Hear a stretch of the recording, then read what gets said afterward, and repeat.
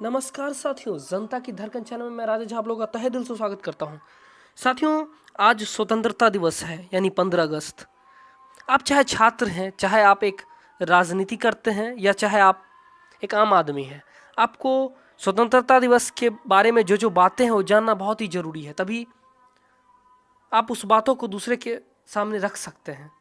चलिए साथियों, अगर अच्छा लगे तो ज़्यादा से ज़्यादा शेयर कीजिए और लाइक कीजिएगा, सब्सक्राइब जरूर कीजिएगा। चलिए साथियों, बात करते हैं। किस आंदोलन ने राष्ट्रीय राजनीति में गांधी जी के प्रवेश को चिन्हित किया? आपको पता होगा कि सबसे पहले चंपारण आंदोलन हुआ जिसने गांधी जी के प्रवेश को राष्ट्रीय आंदोलन में, राष्ट्रीय राजनीति में उनके प्रवेश को चिन्हित किया था। चलिए आगे बढ़ते हैं। भारतीय राष्ट्रीय कांग्रेस के किस सत्र में वंदे मातरम पहली बार गाया गया था? पहली बार वंदे मातरम 1896 में कलकत्ता सेशन में गाया गया था।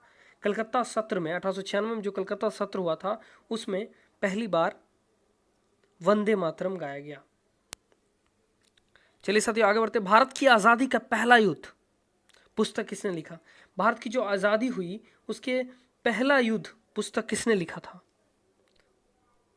उसके पहला युद्ध पुस्तक किसने लिखा? विनायक दामोदर सावरकर ने। चलिए आगे बढ़ते हैं। भारत को गणतंत्र के रूप में कब मान्यता दी गई थी? बहुत ही जरूरी क्वेश्चन है ये आपके लिए जानना। भारत को गणतंत्र के रूप में कब मान्यता दी गई? 26 जनवरी 1950। पता सबको होता है लेकिन कंफ्यूज करता है सब। 26 जनवरी 1950 को। चलिए आगे बढ़ते हैं। स्वतंत्रता बैठक आयोजित करने वाली संविधान सभा के अध्यक्ष कौन थे? स्वतंत्रता बैठक आयोजित करने वाला संविधान सभा के अध्यक्ष कौन थे? तो याद रखिएगा आज से, राजेंद्र प्रसाद, डॉक्टर राजेंद्र प्रसाद जी। आगे बढ़ते हैं। कितने वर्षों तक ब्रिटेन ने भारत पर शासन किया था? तो आपको याद होना चाहिए, लगभग 200 वर्षों तक ब्रिटेन ने भारत पर शासन किया। चलिए आगे बढ़ते हैं। किसने नारा दिया था, तुम मुझे खून दो मैं तुम्हें आज़ादी दूंगा? यह भी आप लोगों को याद होगा, सुभाष चंद्र बोस। देखिए साथियों, ये आपको याद रखना बहुत जरूरी है क्योंकि ये बातें आपके लिए सही है, चाहे आप चाहे पढ़ाई करते हैं या नहीं करते हैं, चाहे आप एक राजनेता ही क्यों ना है। राष्ट्रीय ध्वज में प्रयुक्त सफेद रंग का क्या अर्थ होता है? देखिए कितना अच्छा क्वेश्चन है। राष्ट्रीय ध्वज में प्रयुक्त सफेद रंग का क्या? सफेद रंग का अर्थ होता है truth and purity of thoughts, मतलब सादगी का। सफेद रंग का अर्थ होता है सादगी, बस इतना याद रखिए आप। चलिए आगे बढ़ते हैं। भारत के राष्ट्रीय गीत के लेखक कौन है? देखिए साथियों, इस क्वेश्चन को मैंने इसलिए लिया क्योंकि बहुत सारे लोग जो हैं राष्ट्रीय गीत और राष्ट्रीय गान में कंफ्यूज कर जाते हैं। तो आज से याद रखना है आपको कि राष्ट्रीय गीत बंकिम चंद्र चटर्जी ने गाया था और राष्ट्रीय गीत क्या है? वंदे मातरम, सुजलम सुफलम राष्ट्रीय गीत है। और राष्ट्रीय गान जिसको कि रविन्द्रनाथ टैगोर जी ने लिखा, जन गण मन।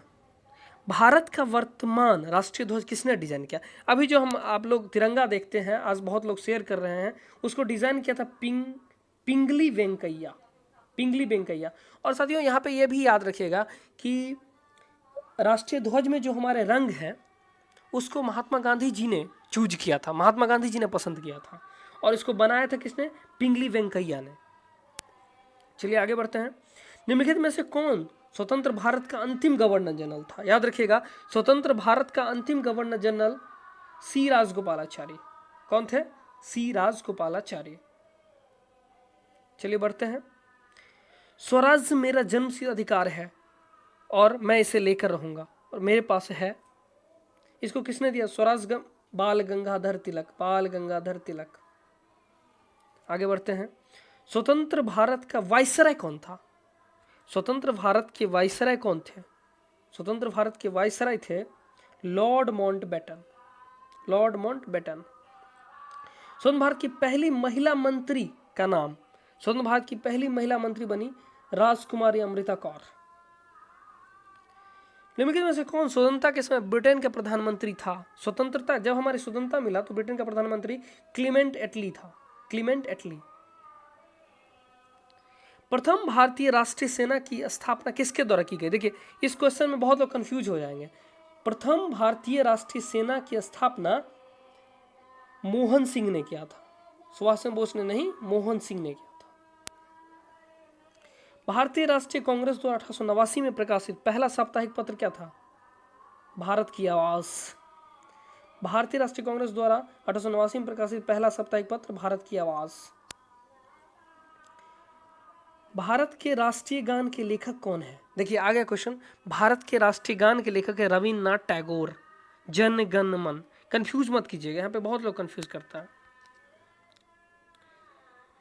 भारत के 73वें स्वतंत्रता दिवस में जम्मू कश्मीर में भारतीय ध्वज को किस स्थान पर फहराया जाएगा?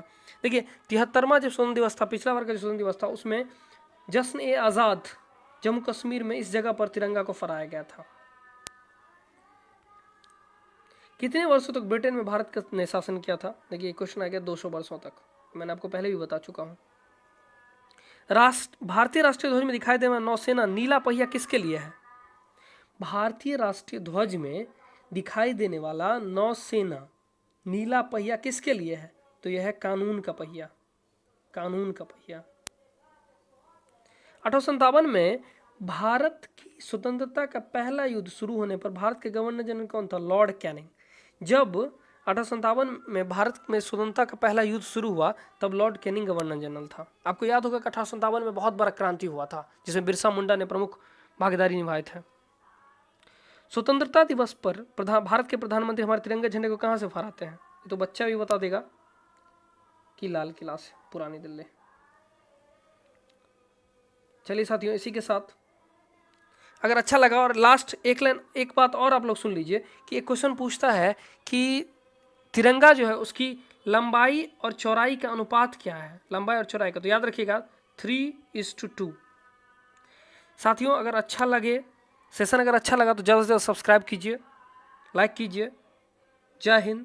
आप सभी को स्वतंत्रता दिवस की बहुत बहुत शुभकामनाएं।